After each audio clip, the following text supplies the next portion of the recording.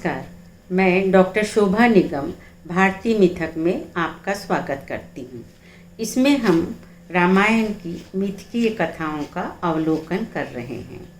पिछले अंक में हमने विभिन्न रामायणों के संदर्भ से राम और सीता के विवाह के कुछ दृश्य देखे थे। इस विवाह को लेकर कुछ सवाल उत्पन्न होते हैं, जैसे विवाह के समय राम और सीता की आयु क्या थी? क्या यह विवाह शुभ मुहूर्त में हुआ था?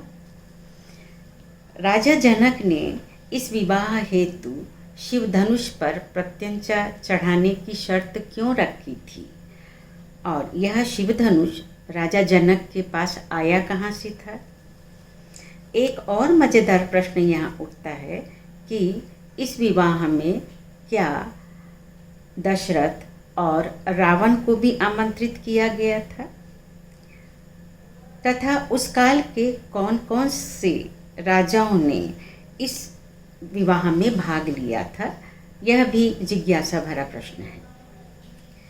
किसी एक रामायण में हमें इन सभी प्रश्नों के उत्तर नहीं मिलते हैं। हाँ, अलग अलग रामायणों के आधार पर हम इन प्रश्नों के उत्तर अवश्य दे सकते हैं। जहाँ तक विवाह के समय राम और सीता की आयु की बात है, मुझे किसी भी राम काव्य में इसका उत्तर इस प्रसंग में नहीं मिला है। वाल्मीकि रामायण में भी नहीं। हाँ, वाल्मीकि रामायण में अन्य प्रसंगों में इसके उत्तर अवश्य मिलते हैं। पूर्व में हम देख चुके हैं कि महर्षि विश्वामित्र अपने यज्ञ की रक्षा के लिए राजा दशरथ के पास जब राम को मांगने जाते हैं, तब राजा दशरथ कहते हैं कि राम तो अभी पूरे 16 वर्ष का भी नहीं हुआ है, वह राक्षसों से युद्ध कैसे कर सकता है? तो हम यह मान सकते हैं कि विवाह के समय राम की उम्र 16 वर्ष थी, पर सीता की उम्र? वाल्मीकि रामायण में यहाँ सीता की उम्र का कोई उल्लेख नहीं है, पर अरण्यकांड में जब रावण सीता के अपहरण के लिए साधु का वेश बनाकर उनकी कुटिया के सामने आता है, तब सीता अपना और राम का परिचय देती है। उस समय वह बताती है कि वनवास के समय उनकी आयु 18 वर्ष थी।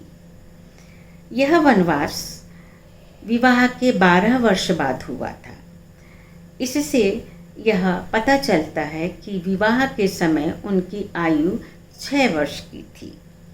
शायद इसीलिए वाल्मीकि रामायण में हमें सीता के स्वयंवर में कोई तामझाम नहीं दिखाई देता। हाँ, बाद की रामायणों में जहाँ स्वयंवर का वर्णन है और जहाँ सीता माँ जगदम्बिका से प्रार्थना करती है कि राम ही उन्हें वर के रूप में मिले और राम ही शिव धनुष पर प्रत्यंचा चढ़ाए, वहाँ वह कम से कम किशोरी कन्या तो अवश्य लगती है।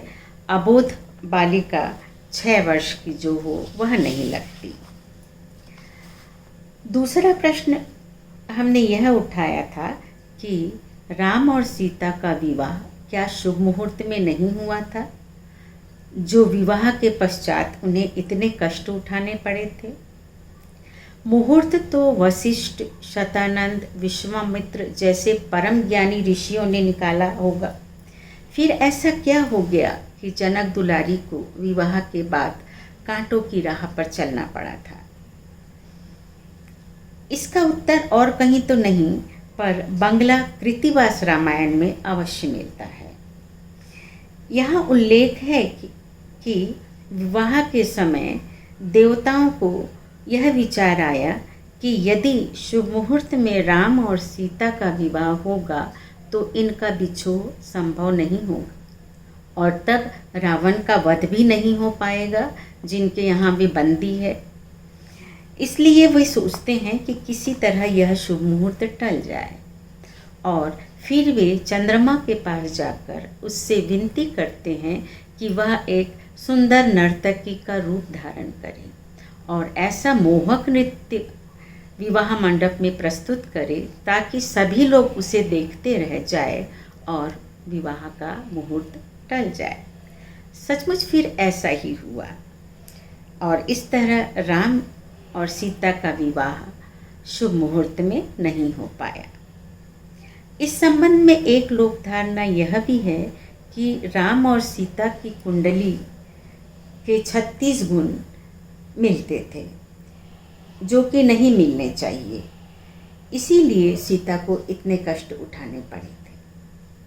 खैर, चंद्रमा के नृत्य की बात तो एक तरह का हास्य है। जहाँ तक राम और सीता की कुंडली के 36 गुण मिलने के कारण उनका जीवन दुखदायी रहा, इस लोकधारणा पर हम कह सकते हैं कि विवाह का उद्देश्य केवल सुख भोग नहीं होता। एक उच्च जीवन मूल्यों की रक्षा किसी दंपति से परिवार, समाज और देश सभी करते हैं। राम ने पिता के वचनों के लिए स्वेच्छा से वनगमन स्वीकार किया था।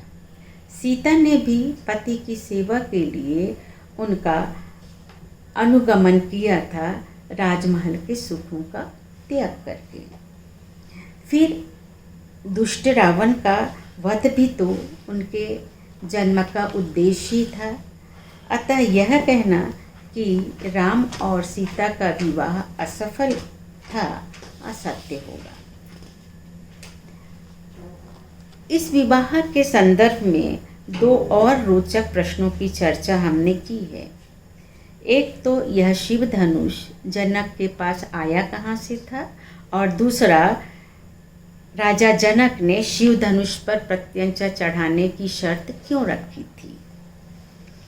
वाल्मीकि रामायण में राम और लक्ष्मण को अपने साथ लेकर मिथिला गए विश्वामित्र को जनक बताते हैं कि उनके पूर्वज राजा देवरात के पास यह शिव धनुष देवताओं ने रखवाया था।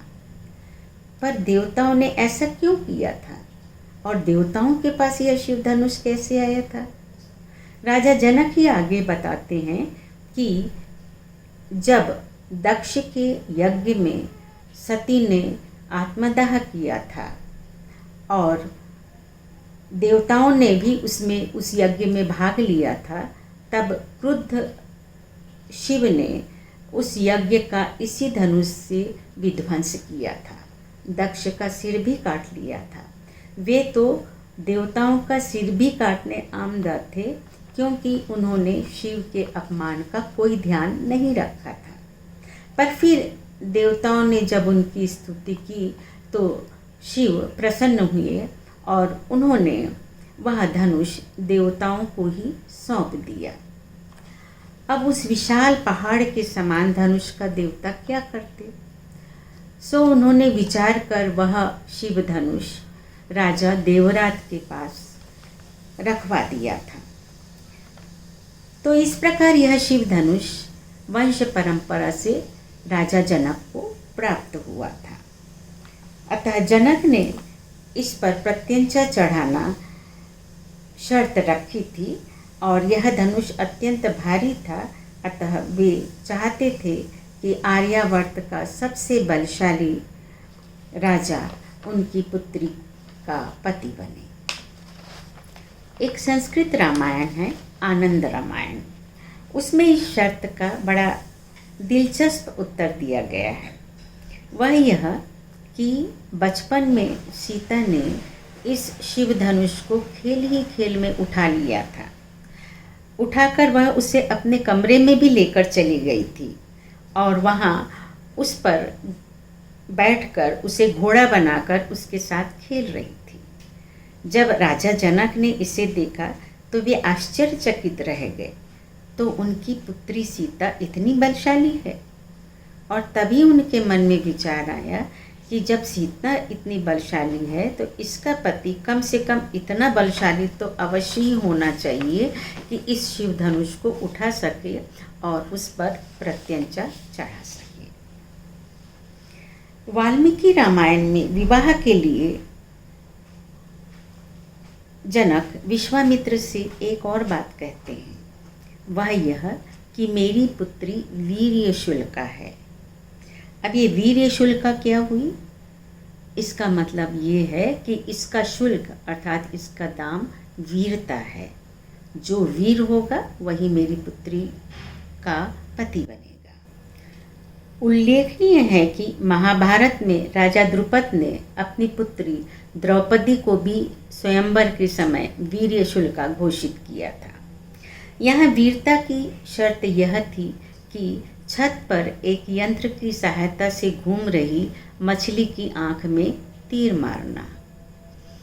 मछली को देखकर नहीं, वरन छत के नीचे पानी से भरे थाल में उसके प्रतिबिंब में मछली की आंख को देखते हुए ऊपर मछली की आंख में तीर मारना। हम सब जानते हैं कि अर्जुन ने यह शर्त जीती थी और इस तरह द्रौपदी का विवाह हुआ था।